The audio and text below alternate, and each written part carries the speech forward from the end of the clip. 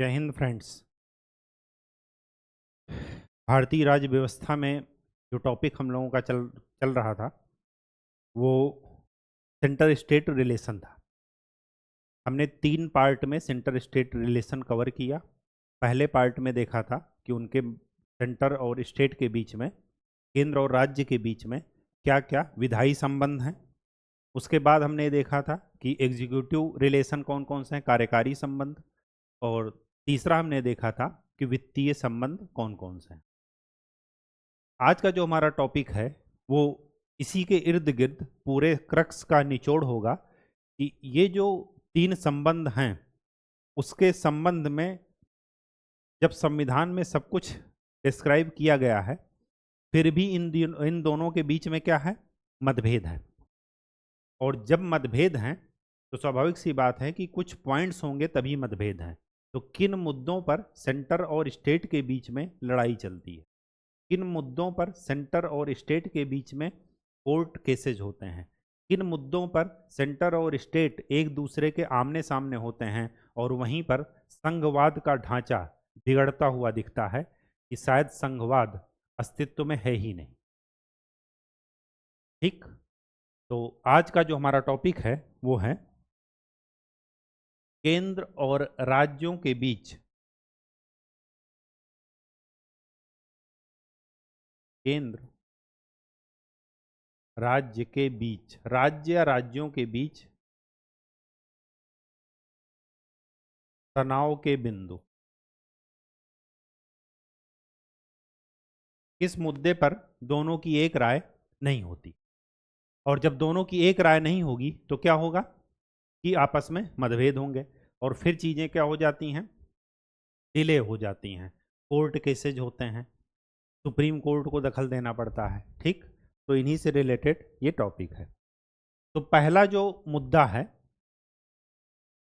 वो है राज्यपाल की नियुक्ति और बर्खास्तगी का तरीका।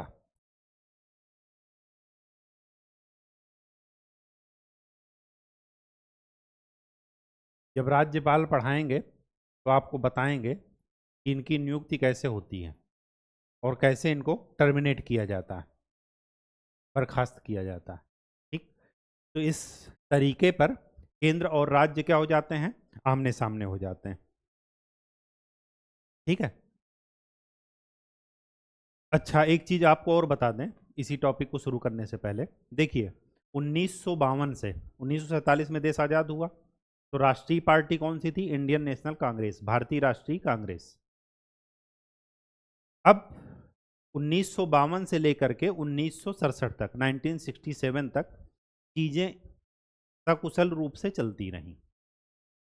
केंद्र और राज्य आमने सामने तो आए, लेकिन किस वजह से आए, भूमि सुधार के मामले पर आए आमने सामने। ठीक, क्यों? क्योंकि केंद्र सरकार चाहती थी कि हम क्या करें, डीपीएसपी को लागू करें। तो उसके लिए भूमि सुधार आंदोलन, भूमि सुधार बहुत जरूरी था, संपत्ति के अधिकार को लिमिट करना जरूरी था। तो इस मामले पर दोनों आमने सामने आए, लेकिन कभी भी डायरेक्ट इंटरेस्ट कभी भी इन दोनों का नहीं टकराया। इशू तब उठा जब 1900, तो यहाँ पर लिख लीजिए, स्वतंत्रता के बाद से 1947 से 1952 में पहले लोकसभा चुनाव हुए थे, तो 1947 से लेकर के 1967 तक, 1967 तक केंद्र और राज्यों में एक समान सरकारें रहीं। कांग्रेस की ही पार्टी केंद्र में थी और कांग्रेस की ही पार्टी राज्यों में थी। 1967 के चुनाव में क्या हुआ, अब ये देखिए, ये वही ईयर है। लाल बहादुर शास्त्री जी 1965 का जो भारत पाकिस्तान युद्ध हुआ था वो जीत चुके थे, उनकी क्या हो गई थी, मृत्यु हो गई थी। नेहरू जी चल बसे थे। केंद्रीय नेतृत्व में क्या हो गया, एकदम ऐसी स्थिति हो गई कि अब कौन नेतृत्व संभाले, तो सब लोग अपने अवसर की प्रतीक्षा कर रहे हैं। और यहीं पर किसका उदय होगा, इंदिरा गांधी जी का। ठीक, तो 1967 में क्या हुआ कि 9 प्रांतों में, 9 राज्यों में कांग्रेस की सरकार नहीं बनी, या कांग्रेस चुनाव हार गई। अब स्वाभाविक सी बात है, जब कांग्रेस चुनाव हार जाएगी तो केंद्र में अलग सरकार, अलग दल की सरकार रहेगी और राज्य में अलग दल की सरकार रहेगी। और जब अलग दल की सरकार रहेगी तो न केवल दल बल्कि वैचारिक मतभेद, भौतिक मतभेद, सांस्कृतिक मतभेद, ये सब के सब राजनीतिक मतभेद, ये सब के सब क्या होंगे, बढ़ेंगे। ठीक। और इसी का परिणाम था कि उस समय के बाद से केंद्र राज्य संबंध का मुद्दा केंद्र में आ गया। उसके पहले केंद्र और राज्य कभी भी डायरेक्ट आमने सामने नहीं आते थे। क्यों? क्योंकि सभी राज्यों में एक ही दल की सरकार रहती थी, तो एक ही विचारधारा चल रही थी। ठीक। तो सबसे पहला जो टकराहट का जो संभाव्य क्षेत्र है वो क्या है, राज्यपाल की नियुक्ति और बर्खास्तगी का तरीका। दूसरा जो पॉइंट है वो ये है, राज्यपाल की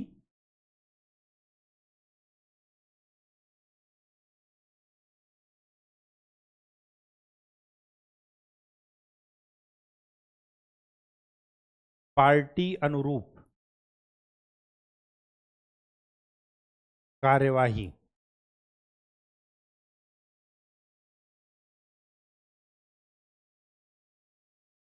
और पक्षपातपूर्ण रवैया। राज्यपाल की नियुक्ति कौन करता है, केंद्र सरकार। ठीक। लेकिन वो केंद्र सरकार के अंडर में कोई जॉब नहीं करते हैं राज्यपाल, ये ध्यान रखिएगा, राज्यपाल एक स्वतंत्र पद है। उनकी नियुक्ति केंद्र सरकार करती है, लेकिन वो उस नियुक्ति के बाद से क्या होते हैं, स्वतंत्र होते हैं। अब क्या हुआ कि जिस पार्टी ने उनकी नियुक्ति की है वो उस पार्टी के हिसाब से पक्षपातपूर्ण ढंग से काम करते हैं। ठीक। ये दूसरा पॉइंट है केंद्र और राज्य के बीच में तनाव पैदा होने का। तीसरा है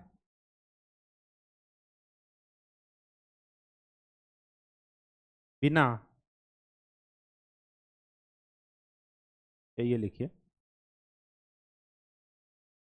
अनुचित या बिना ठोस कारण के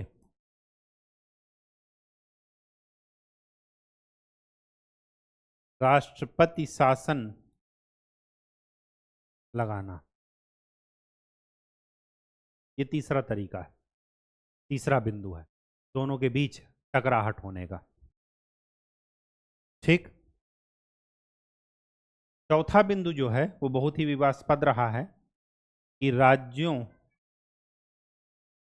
की सहमति के बिना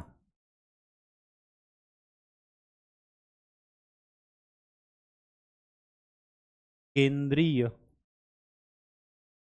बलों की तैनाती,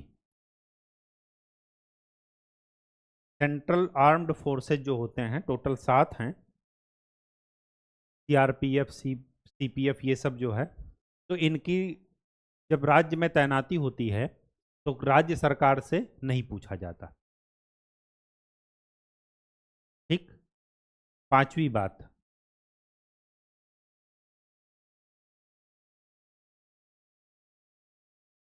पांचवी बात क्या है, लोकसभा का राज्यसभा से ज्यादा शक्तिशाली होना।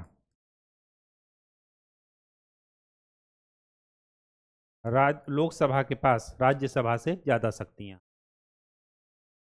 ठीक। छठवां जो पॉइंट है वो ये है, अखिल भारतीय सेवाओं का प्रबंधन, ऑल इंडिया सर्विसेज। भारत में कितनी हैं, 3। उनका जो मैनेजमेंट है वो भी एक विवाद का मुद्दा रहा है। ठीक है।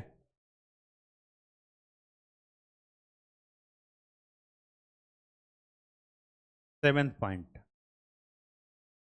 पॉइंट ये है कि राष्ट्रपति द्वारा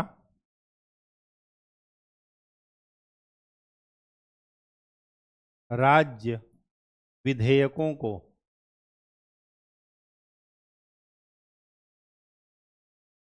बिना ठोस कारण के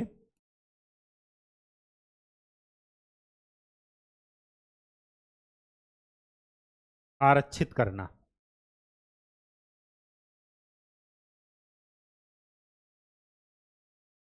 राज्य ने कोई विधेयक भेजा, राज्यपाल ने उसको क्या कर लिया, आरक्षित कर लिया, और राज्यपाल ने किसके पास भेज दिया, राष्ट्रपति के पास। अब राष्ट्रपति उसमें घुंडी मार करके बैठे हैं। समझ गए बात? वो कुछ जवाब ही नहीं दे रहे हैं, ना उसको वापस कर रहे हैं, ना हाँ ना ना कुछ नहीं। ये अगला मुद्दा है। नेक्स्ट पॉइंट ये है, इनके बीच में विवाद का क्या मुद्दा है, वो ये है कि वित्तीय विषयों का बंटवारा केंद्र में महत्वपूर्ण, केंद्र सूची में, संघ सूची में महत्वपूर्ण विषय हैं, और राज्य के पास ऐसे विषय हैं जिनसे बहुत ज़्यादा वित्तीय राजस्व प्राप्त नहीं होता। ठीक, बंटवारा। 9वां,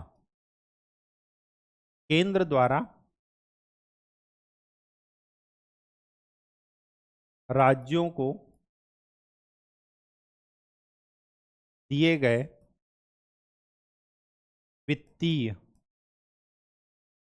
सहायता। मैंने आपको बताया है कि वित्तीय सहायता दो तरीके से दी जाती है। एक तो जो विधि आयोग निर्धारित करे, उस वित्तीय आयोग जो निर्धारित करे, आर्टिकल 275, और क्या है आर्टिकल 282, वो क्या है, उनकी विवेकाधीन शक्तियां हैं। ठीक, वित्तीय सहायता में पक्षपातपूर्ण रवैया।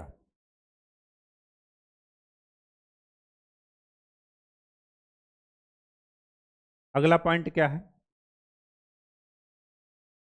अवशिष्ट शक्तियां, चाहे वो कानून बनाने की हों, चाहे वो कर से रिलेटेड, कहाँ है, संघ सूची में। अवशिष्ट शक्तियों का संघ सूची में होना।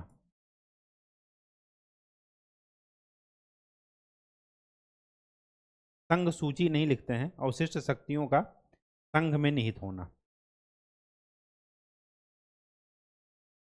ठीक, 11th पार्ट।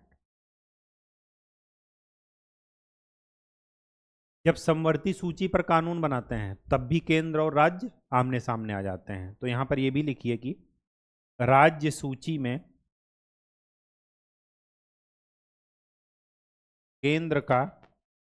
केंद्र द्वारा अतिक्रमण, केंद्र क्या चाहता है कि राज्य सूची पर भी कुछ कानून बना देने का।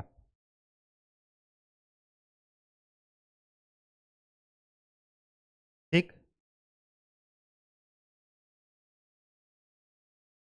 और क्या पॉइंट है, दिल्ली वाले मुद्दे से आपको ये जरूर ध्यान में रहेगा, ये वाला पॉइंट कि सीएम के खिलाफ जांच आयोग, पद पर रहते हुए भी जांच आयोग बैठा देना। तो अगला पॉइंट ये है कि मुख्यमंत्री के विरुद्ध जांच आयोग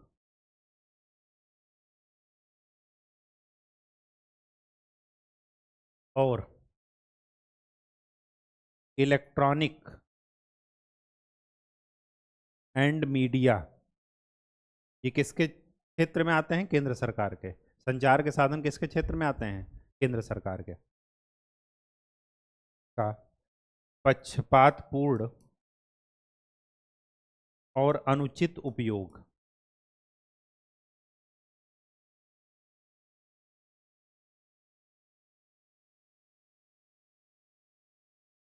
ठीक, अनुचित उपयोग इस वजह से लिखे हैं क्योंकि ये उद्देश्य राजनीतिक उद्देश्यों की पूरा करने के लिए इसका इस्तेमाल कर रहे हैं।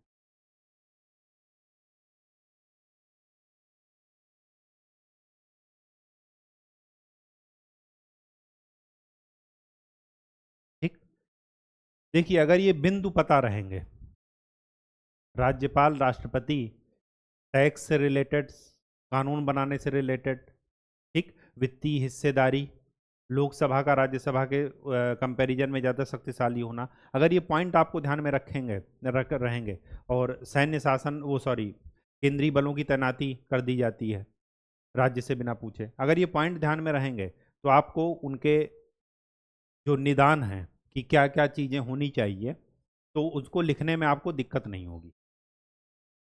ठीक। अब जब ये इशू हुआ तो उसके बाद क्या किए,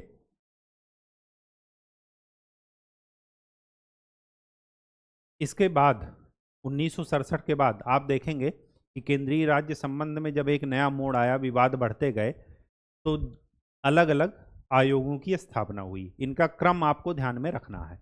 ये सारे आयोग घूम फिरा करके यही कहेंगे क्या, कि समवर्ती सूची को, मतलब संघ सूची के अलावा सब कुछ राज्य सूची में दे दिया जाए, समवर्ती सूची रही नहीं, ऑल इंडिया सर्विसेज हटा दी जाए, बंद कर दी जाए। और क्या कहा जाएगा, टैक्स संघ सूची के अलावा सारे अधिकार किसको मिले, राज्यों को मिले। तो सारे आयोग लगभग एक ही बात कहेंगे। ठीक है, तो वो कैसे आपको ध्यान में रखना है, अगर ये पॉइंट्स आपको ध्यान में रखे हैं तब। ठीक, तो सबसे पहले देख लेते हैं कि केंद्र राज्य संबंधों के बीच में कौन कौन से आयोग बने। तो पहला है प्रथम प्रशासनिक सुधार आयोग।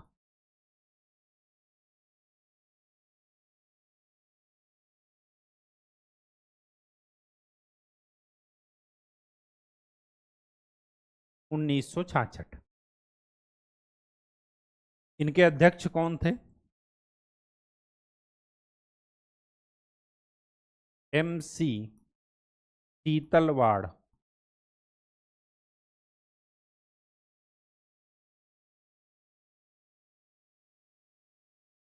ठीक है, ये पहला प्रशासनिक सुधार आयोग था जो केंद्र राज्य संबंधों पर क्या कर रहा है, अपने विचार दे रहा है।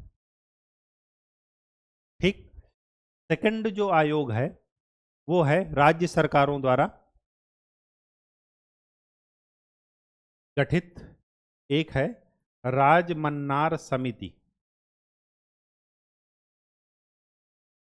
तमिलनाडु की DMK पार्टी ने इसको गठित किया था,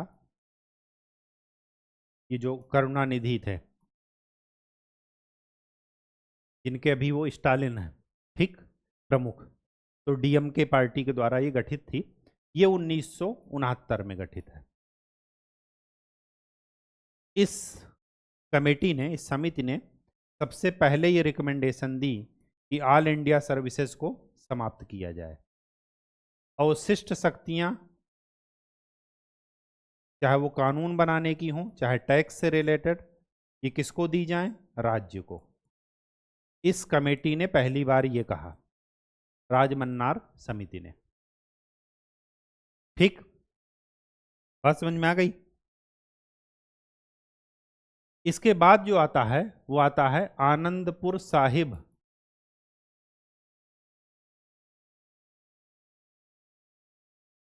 प्रस्ताव। ये आया है 1973 में। पंजाब में अकाली दल की सरकार थी,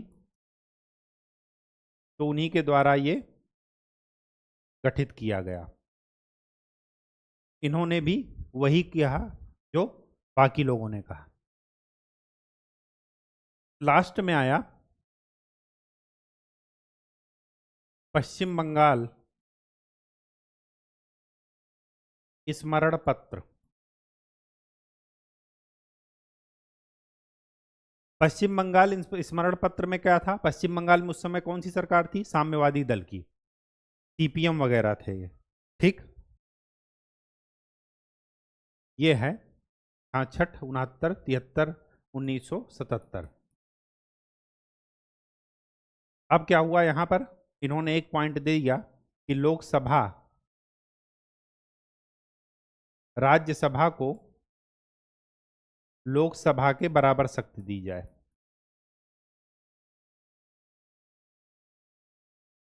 ये इनकी रिकमेंडेशन थी। ठीक, बात समझ में आ गई। 1966, 1969, 73 और 77। फिर एक बना 1982 में। 1982 में जो बना उसको आपको ध्यान में रखना है। 1982 83, 1982 नहीं 1983 लिख लीजिए। RS सरकारिया, सुप्रीम कोर्ट के रिटायर्ड चीफ जस्टिस थे ये। इन्हीं के उसमें एक आयोग का गठन किया गया जिसका नाम था सरकारिया आयोग। और इनकी रिकमेंडेशन, क्योंकि ये केंद्र सरकार द्वारा गठित था, इस वजह से इनकी रिकमेंडेशन आपको ध्यान में रखना है। ये बाकी किसने किया? राज्य सरकार ने। प्रशासनिक सुधार आयोग भी केंद्र सरकार के द्वारा था, लेकिन वहाँ का ईयर देखिए 1966 में ज़्यादा उन पर ध्यान नहीं दिया गया। यहाँ तक आते आते 1982 में आपने याद किया होगा इमरजेंसी बीत गई थी। परमाणु शक्ति संपन्न देश, मतलब एक न्यूक्लियर टेस्ट हो चुका था। ठीक, स्माइलिंग बुद्धा वाला प्रोजेक्ट वो लॉन्च हो चुका था। ठीक है, उसके बाद क्या हुआ? इमरजेंसी भी हो चुकी थी, जनसंघ की सरकार भी आ चुकी थी। 1942 42वां संविधान संशोधन और 44वां संविधान संशोधन, वो दोनों क्या हो चुके थे? हो चुके थे। ठीक, 1976 और 1978। ठीक, अब यहां पर क्या है कि केंद्र राज्य संबंध एकदम पीक पर हैं, टकराहट के, और यहीं पर ये आयोग गठित हुआ RS सरकारिया जी के नेतृत्व में। इन पर भरोसा भी था क्योंकि ये सुप्रीम कोर्ट के रिटायर्ड जज थे, मतलब कोर्ट के द्वारा, और तो इस वजह से दोनों इन पर क्या करते थे? ट्रस्ट करते थे। तो इन्होंने क्या किया? रिकमेंडेशन दी। 1983 में ये बने और 1988 में इन्होंने अपनी अनुशंसाएं दी। 1988 में जो अनुशंसाएं दी वो लगभग 250 अनुशंसाएं थी, जिनमें से 180 अनुशंसाओं को, पॉइंट्स को सरकार ने मान लिया। अब वो कौन कौन सी अनुशंसाएं थी जिनको सरकार ने माना और इन्होंने क्या रिकमेंडेशन दी थी, वो मैं आपको बता रहा हूँ, और ये पॉइंट आपको ध्यान में रखना है। पीटी पॉइंट ऑफ व्यू से, मेंस पॉइंट ऑफ व्यू से, दोनों से ये ध्यान में रखिएगा। तो सरकारिया आयोग, अब अगर आपसे पूछा जाए कि इनके मध्य तनाव कम करने के लिए क्या क्या तरीके हो सकते हैं, तो आपको सरकारिया आयोग की रिकमेंडेशन अगर ध्यान होगी तो बिल्कुल वही तरीका आपको बता देना है। ठीक, तो सरकारिया आयोग ने क्या क्या कहा वो देख लेते हैं। पहला इन्होंने ये कहा, पहली चीज तो इनके रिकमेंडेशन में ध्यान रखिएगा कि इन्होंने कभी भी स्ट्रक्चरल चेंज के बारे में नहीं बात की। संरचनात्मक तरीके के जो सुधार थे उनकी बात नहीं की। मतलब संरचनात्मक सुधार वो होते हैं जो बिल्कुल से क्रांति ला दें, व्यवस्था को ही चेंज कर दें। इन्होंने व्यवस्था को चेंज करने की बात नहीं की। इन्होंने क्या कहा कि व्यवस्था वही रहने दो, बस इसमें क्या करो? सुधार करो, इनके कार्य करने की प्रणाली में सुधार कीजिए। तो ये क्या किए? स्ट्रक्चरल चेंज का रिकमेंडेशन इन्होंने नहीं दिया, इन्होंने एग्जीक्यूटिव लेवल पर क्या किया? सुधार की बात की। ठीक, अब क्या क्या सुधार की बात की वो देखिए। सबसे पहला पॉइंट क्या था तनाव का? राज्यपाल की नियुक्ति और बर्खास्तगी का तरीका। अब देखिए, नियुक्ति तो हो गई, केंद्र सरकार ने कर दी, लेकिन उस नियुक्ति में दो पॉइंट जो थे वो थोड़ा क्या कर रहे थे? क्रिटिसाइज हो रहे थे। कैसे हो रहे थे? सपोज मुख्यमंत्री जो वहां का है राज्य का, वो जनता के द्वारा चुन करके आया, और राज्यपाल क्या है? जनता से उनको मतलब नहीं है, वो केंद्र के क्या हैं? प्रतिनिधि हैं राज्य में। अब क्या हुआ कि जब जनता के द्वारा चुने गए प्रतिनिधि और केंद्र के प्रतिनिधि में आपस में टकराव होने लगे, तो ये ना तो राज्य के लिए अच्छा है क्योंकि उसकी कार्यप्रणाली बाधित होगी, और ना ही केंद्र के लिए, क्योंकि संघवाद, जो फेडरलिज्म यूनियन का जो कॉन्सेप्ट है वो क्या होगा? अपनी अवनति की ओर जाएगा। लोगों का विश्वास लोकतंत्र में क्या होगा? कम। तो इसके लिए इन्होंने ये कहा कि राज्यपाल की नियुक्ति के लिए कुछ अनुशंसाएं दी। तो पहला लिखिए कि राज्यपाल ऐसा व्यक्ति होना चाहिए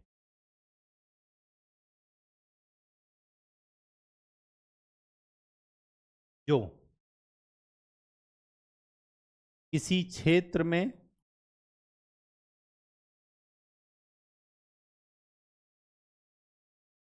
अग्रजन्य हो, अग्रणी हो।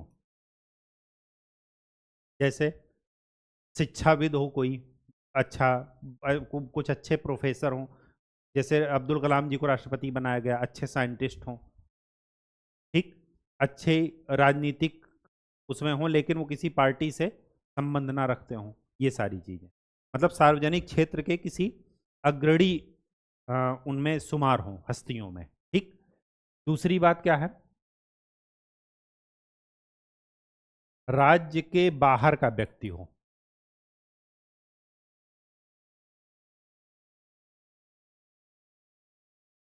तीसरी बात, स्थानीय, स्थानीय मतलब राज्य की राजनीति से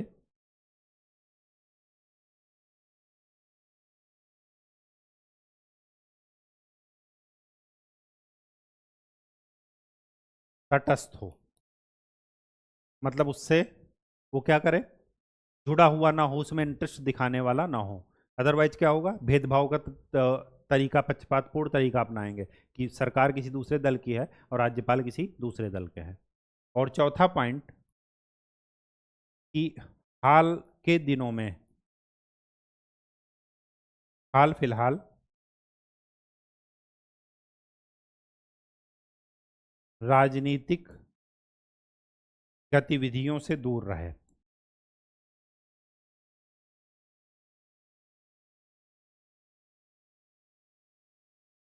मतलब हाल फिलहाल 2 4 6 साल में, 8 साल में राजनीतिक गतिविधियों से में उसका क्या हो, इंटरेस्ट ना हो, किसी पर्टिकुलर दल से वो, दल की विचारधारा से प्रभावित ना हो।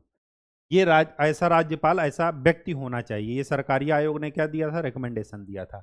ये चीज़ें ध्यान में रखिएगा क्योंकि ये ऑब्जेक्टिव में पूछी जाती हैं, ठीक। ये यूपीएससी में पूछा गया क्वेश्चन है ये वाला, यूपीएससी 2021 या 22 में, कि किसने कहा था कि राज्यपाल राज्य के बाहर का व्यक्ति होना चाहिए, किस आयोग ने। तो उसमें 4 विकल्प में से एक था क्या, सरकारी आयोग, ठीक है। तो ये आपको ध्यान में रखना।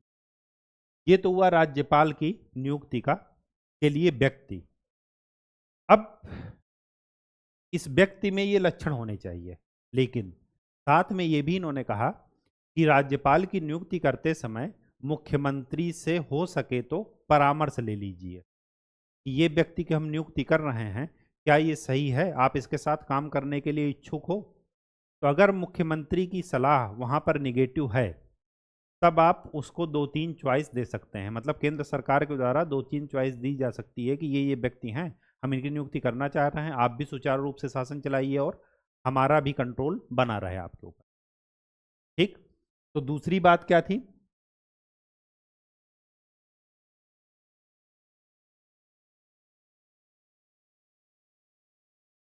राज्यपाल की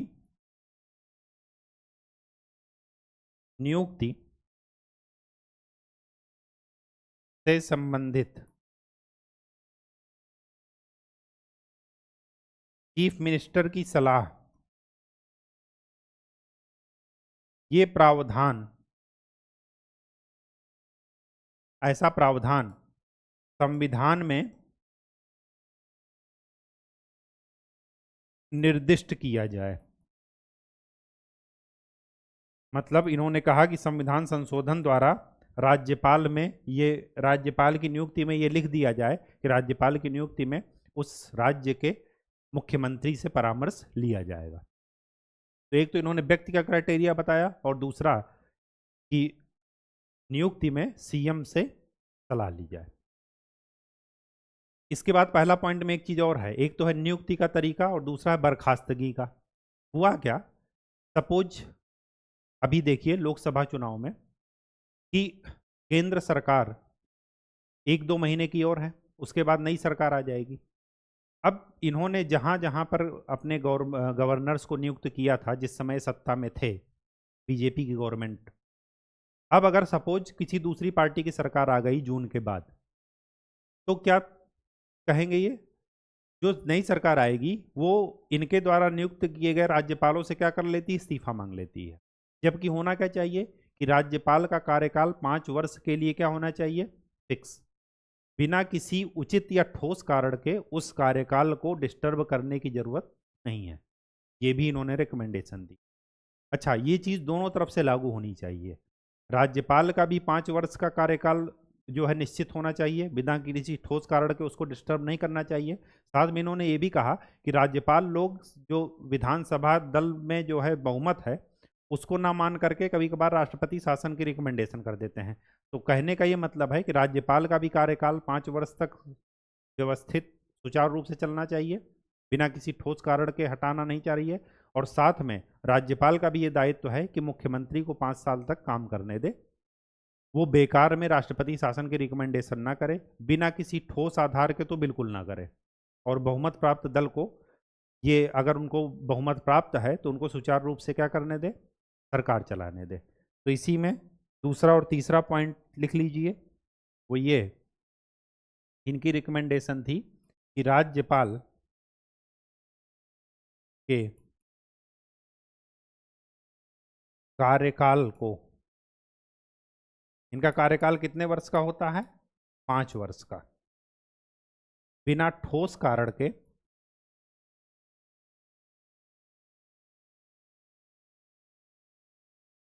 बाधित ना किया जाए।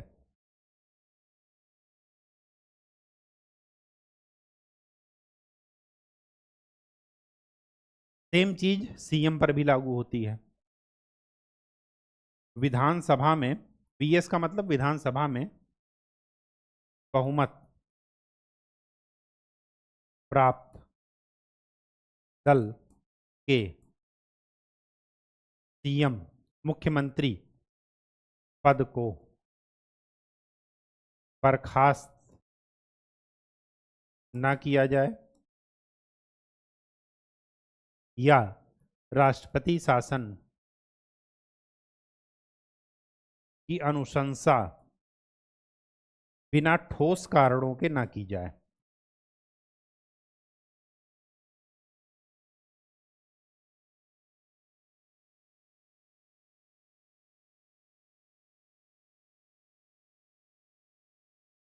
ठीक,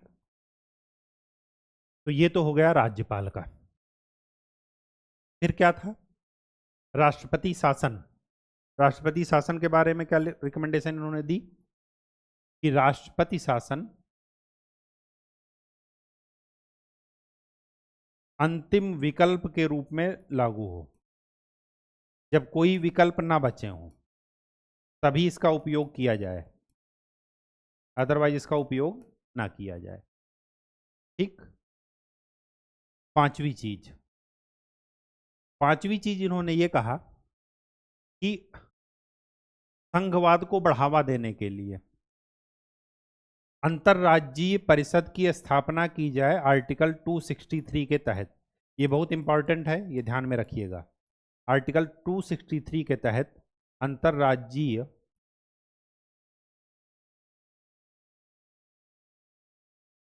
परिषद की स्थापना। और ये जब सरकार ने इस रिकमेंडेशन को माना तो 1990 में अंतर्राज्यीय परिषद की स्थापना कर दी गई। ये ध्यान में रखिएगा, 1990 में आर्टिकल 263 के तहत अंतर्राज्यीय परिषद की स्थापना कर दी गई। ठीक, ये भी पूछा जाता है कि अंतर्राज्यीय परिषद की स्थापना किस आयोग की अनुशंसा पर की गई। तो पहले जो प्रशासनिक सुधार आयोग और ये सब राजमन्नार ये सब ने कहा था कि अंतर्राज्यीय परिषद की स्थापना की जाए, लेकिन जिसकी सुनी गवर्नमेंट ने वो कौन सा आयोग था, सरकारी आयोग। तो सरकारी आयोग की अनुशंसा के आधार पर 1990 में आर्टिकल 263 के तहत क्या किया गया, अंतर्राज्यीय परिषद की स्थापना की गई। ठीक, 6 पॉइंट, ऑल इंडिया सर्विसेज के प्रबंधन का मुद्दा था। ऑल इंडिया सर्विसेज में क्या होता है, तात्कालिक कंट्रोल किसके हाथ में होता है, राज्य सरकार में, और जो फाइनल कंट्रोल होता है वो किसके हाथ में होता है, केंद्र सरकार के। तो वो लोग क्या करते हैं कि हमारा फाइनल कंट्रोल तो केंद्र करेगा, तो हम आपकी बात क्यों माने, सीधी सी बात यह है। तो वही चीज, तो इन्होंने क्या किया, इन्होंने ये कहा कि ऑल इंडिया सर्विसेज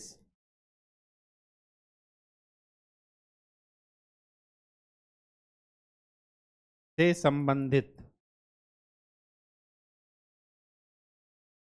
संस्थान को और सुदृढ़ किया जाए। बताइए, इसको हटाने की बात कर रहे थे। वही मैंने बताया ना कि ये स्ट्रक्चरल चेंज नहीं करना है और सुदृढ़ किया जाए। स्टील फ्रेम ऑफ इंडिया इनको कहा जाता है। इन्हीं के उस पर भारत क्या है, टिका है, संघ जो है टिका है। ठीक, सुदृढ़ किया जाए और ऐसी ही और सेवाओं का गठन किया जाए। अभी तो खाली 3 ही हैं, इन्होंने कहा कि 3 के अलावा भी, जैसे चिकित्सा के लिए भी, इंजीनियरिंग के लिए भी, इनके लिए भी क्या किया जाए, ऑल इंडिया सर्विसेज की शुरुआत किया जाए। जुडिशरी के लिए गठन किया जाए।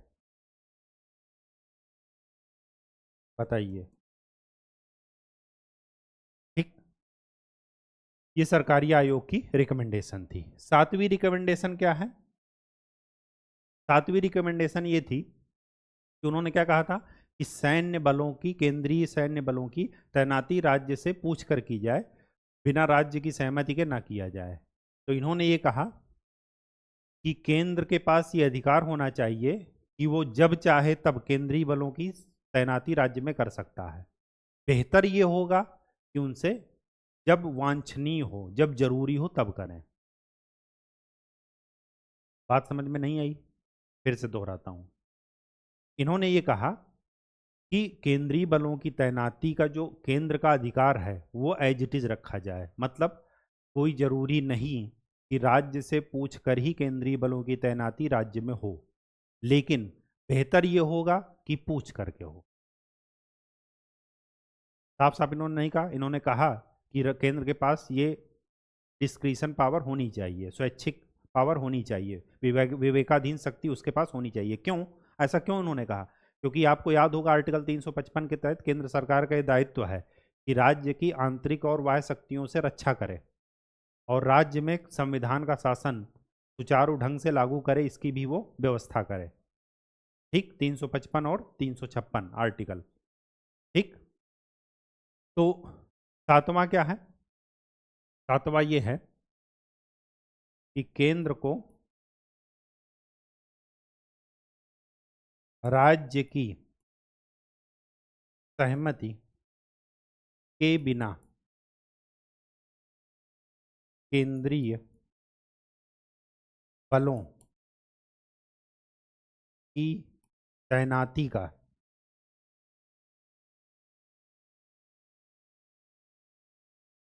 की शक्ति होनी चाहिए।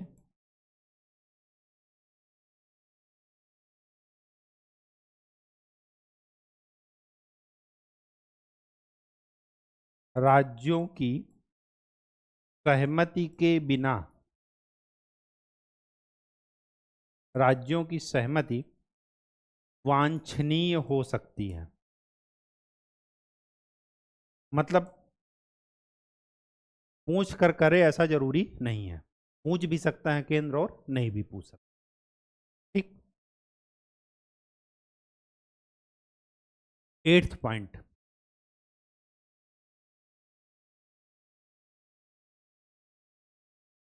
जो टैक्सेशन की शक्ति है, पावर, संसद में होनी चाहिए।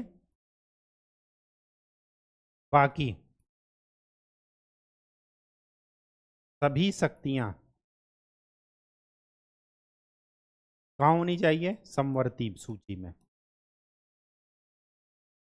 कॉन्करेंट लिस्ट में। मतलब कि उस पर कानून दोनों बना सकते हैं। ठीक, 9th, समवर्ती सूची पर कानून बनाने का अधिकार किसको है? केंद्र और राज्य दोनों को, ये हम पढ़ चुके हैं। लेकिन अगर दोनों ने बना दिया तो किसका मान्य होगा? केंद्र का। ठीक, तो यहां पर क्या 9th पॉइंट में क्या कहना है कि समवर्ती सूची पर कानून बनाने से पहले केंद्र को राज्यों से सलाह मशविरा करना चाहिए, तभी बनाना चाहिए। अदरवाइज उस पर राज्य को ही दे देना चाहिए कि आप ही कानून बनाओ और लागू करो। तो 9th पॉइंट क्या है कि समवर्ती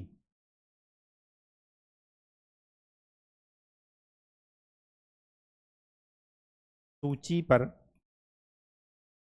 कानून, समवर्ती सूची के विषयों पर कानून बनाने से पहले केंद्र को राज्यों से परामर्श करना चाहिए।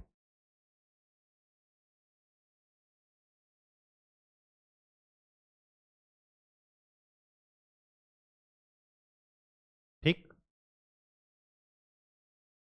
10th पॉइंट, क्षेत्रीय परिषदों रीजनल काउंसिल की स्थापना की जाए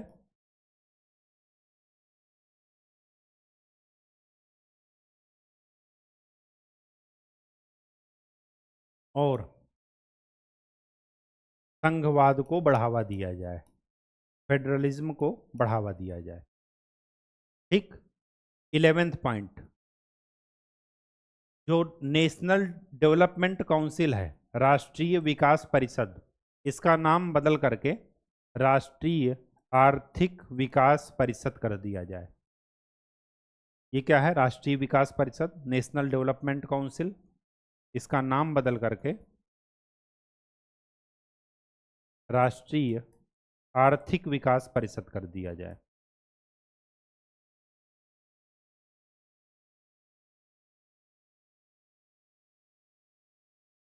ठीक। 12th पॉइंट, राष्ट्रपति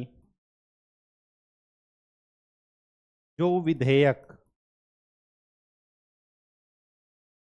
आरक्षित करे, राज्य सरकार से कोई विधेयक आया राष्ट्रपति के लिए विचार विमर्श के लिए, तो राष्ट्रपति उसको अपने पास रख लेते हैं, तो उसका लिखित कारण, रिटर्न में कारण बताया जाए राज्य सरकार को।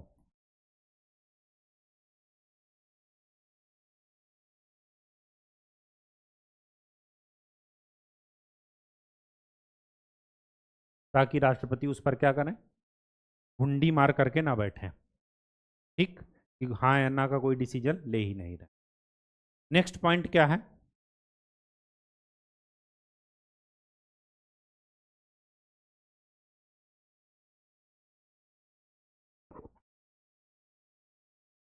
नेक्स्ट पॉइंट एक बार चेक करते हैं। सम्मति हो गया, कराधान हो गया, केंद्रीय बल हो गया। हाँ, एक चीज और, कराधान से केंद्र सरकार को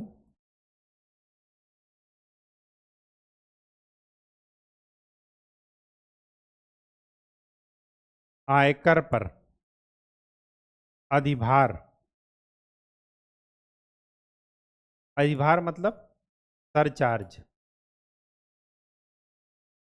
नहीं लगाना चाहिए, और अगर वो लगाते भी हैं तो विशेष उद्देश्य के लिए लगे। पहली बात तो लगाए नहीं, लेकिन अगर लगाते भी हैं तो उसका एक स्पेसिफिक पर्पज हो और निश्चित समयावधि के लिए लगे। ऐसा नहीं कि निश्चित काल के लिए लगाए दे रहे हैं, 2 साल 4 साल के लिए लगे। ठीक। तो सरचार्ज का इन्होंने विरोध किया। क्यों किया? मैंने आपको बता दिया, सरचार्ज पूरा का पूरा किसको मिलता है?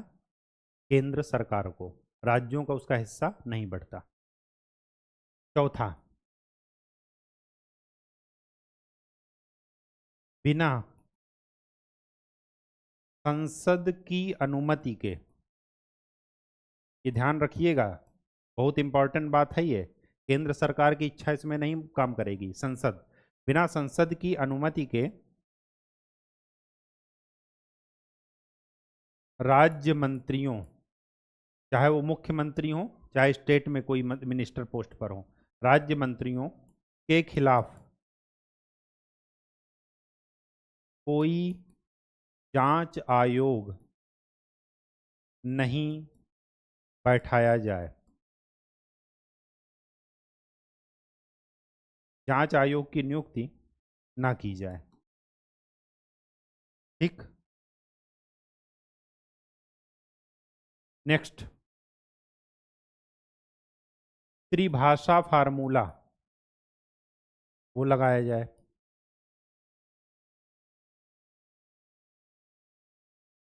त्रिभाषा फार्मूला आपने समझ गए होंगे, बहुत हंगामा हो रहा था साल 2 साल पहले। त्रिभाषा मतलब एक राष्ट्रीय स्तर की भाषा, एक राज्य स्तर की भाषा और एक मातृभाषा। ठीक, तो 3 लैंग्वेज सभी को आनी चाहिए। ठीक है, नॉर्थ इंडिया वालों को सोचना चाहिए कि वो साउथ की कोई भाषा सीखें, और साउथ इंडियन को सोचना चाहिए कि वो हिंदी सीखें, नॉर्थ की कोई भाषा। ठीक, इससे क्या है, एक संघवाद का प्रत्यक्ष दर्शन हो सके, भाषा के आधार पर विभाजन न दिखे। ठीक, 16 नंबर पॉइंट, राज्यों के पुनर्गठन प्रक्रिया और राज्यसभा की भूमिका में केंद्र की शक्ति में परिवर्तन न किया जाए। मतलब केंद्र को ये पावर रहे कि वो राज्य का जब चाहे तब नक्शा बिगाड़ सकते हैं। राज्यों को उतनी स्वायत्तता देना ठीक नहीं है। ये आपको मैंने बता दिया है कि 2 और 3, आर्टिकल 2 एंड 3 के तहत राज्य की सीमा का निर्धारण साधारण बहुमत के द्वारा केंद्र द्वारा किया जा सकता है।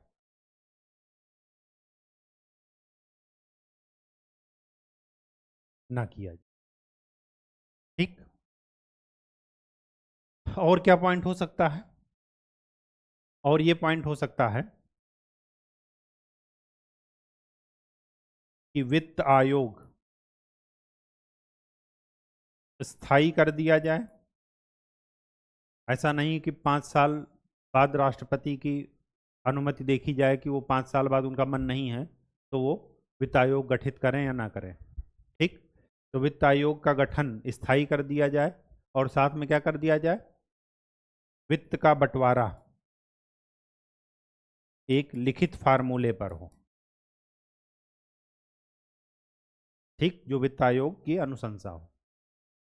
ठीक है, और 8वां पॉइंट, 18वां पॉइंट, जो संचार के साधन थे जिनको राजनीतिक उद्देश्य की पूर्ति के लिए केंद्र अपना यूज करता था, तो उसको क्या किया जाए,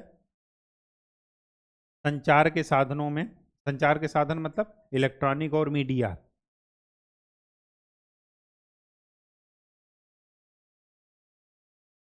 केंद्र की शक्ति कम ना की जाए, ये ध्यान रखिएगा।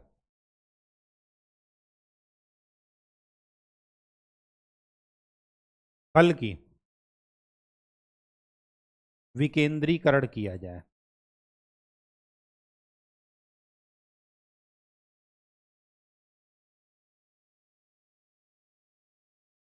मतलब यहां पर स्वायत्तता दी जाए लेकिन एक कंट्रोल्ड वे में दी जाए। ठीक, बात समझ में आ गई, ये बात है। तो ये रिकमेंडेशन सरकारी आयोग की ध्यान में रखना है। राज्य तो यहां तक कहते हैं कि केंद्र के पास केवल क्या होना चाहिए, विदेशी संबंध, संचार और मुद्रा, इसके अलावा सारे रक्षा संबंध, ये जो है, इसके अलावा सभी सब्जेक्ट किसको दे दिए जाएं, राज्य को। ये जो पश्चिम बंगाल का स्मरण पत्र है, उन्होंने तो यहाँ तक कहा कि निगम कर में 75% हिस्सा किसको दिया जाए, राज्यों को, बाकी 25% कौन रखे, केंद्र को। जबकि आप देखिए कि केंद्र के पास जिम्मेदारी कितनी है। समझ गए बात, एकता, अखंडता, इन सब की रक्षा करना, राज्यों की वाय आक्रमण से रक्षा करना। लेकिन हाँ, अगर सरकारी आयोग ने रिकमेंडेशन दी तो उस पर क्या होना चाहिए, उसके प्रोज एंड कॉन्स दोनों को ध्यान में रखना चाहिए, प्रॉफिट एंड लॉस, और फिर उसके बाद धीरे धीरे कदम बढ़ाना चाहिए। और आज तक कदम बढ़ा रहे हैं, ना तो इतनी ज़्यादा छूट राज्यों को दे दी गई है और ना ही इतनी ज़्यादा छूट केंद्र को है कि वो राज्य को ही खा जाए। ठीक, संविधान इसीलिए बना है। तो सरकारी आयोग की रिकमेंडेशन यहाँ तक है। सरकारी आयोग का 180, लगभग 250 उन्होंने अनुशंसाएं की थी, रिकमेंडेशन, उनमें से 180 को मान लिया गया है। अंतर्राज्यीय परिषद, ये ध्यान रखिएगा, क्षेत्रीय परिषद, ये भी ध्यान रखिएगा, इन सब का गठन हो चुका है। और अब हम नेक्स्ट चैप्टर में इन्हीं से रिलेटेड एक आयोग और बना था 2002 में, मदन मोहन पुंछी, ये भी सुप्रीम कोर्ट के जज थे रिटायर्ड, उन्हीं के उसमें बना था। क्यों? क्योंकि सरकारी आयोग 1982 में बना था, तो 18 साल में उसके बाद एलपीजी सुधार आ गया 1991 में, तो एक बार फिर से संबंधों को परिभाषित करने की, उनका पुनर्गठन करने की आवश्यकता हुई, और उसकी उसी के आधार पर 2002 में क्या बना? मदन मोहन पुंछी आयोग। ठीक, 2002 में बना या 2013 में, वो जब कल पढ़ेंगे तो आपको बताएंगे। तो तब तक के लिए खूब अच्छे से इसको टॉपिक को तैयार कीजिए, क्योंकि मेंस में अधिकतर ये पूछा जाता है कि विवाद के बिंदु क्या है और उनका समाधान। जब आपको विवाद का बिंदु पता होगा तो समाधान आप इसी तरीके से लिख लेंगे। ठीक, नेक्स्ट लेक्चर में हम लोग नए टॉपिक के साथ मिलते हैं। अभी ये चैप्टर समाप्त नहीं हुआ। धन्यवाद।